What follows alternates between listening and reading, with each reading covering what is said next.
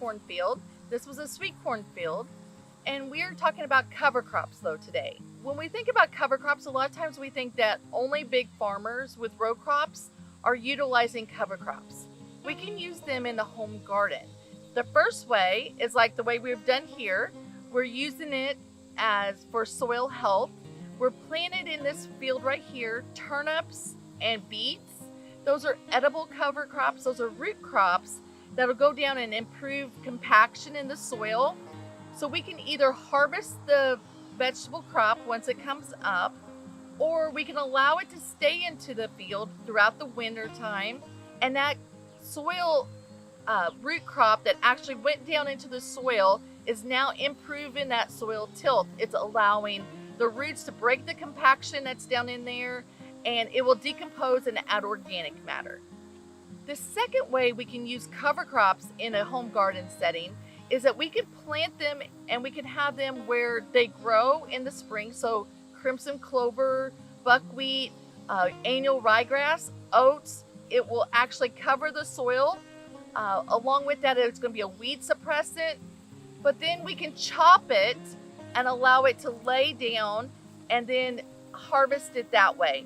It becomes like a green living mulch layer to it, and then we can keep that throughout the winter time. Another way we can utilize our cover crops is if we plant in the springtime, we can plant crimson clover or we can plant buckwheat, and that we can have those as walking paths between our plantings in our garden. Those were beneficial. They can bring in some of our pollinators.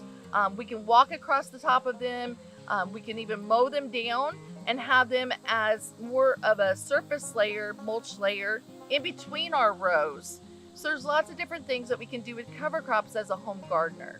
This was broadcast spread out here, so it's not going to be nice, neat little rows. Once we get a rain, which we're hoping for, as this fall we've seen less and less rain, we're going to go ahead and have those little broadleaf turnip leaves. They're going to start to emerge. They're going to go ahead and they'll spread out and they'll smother out any weeds or grasses that are going to come up.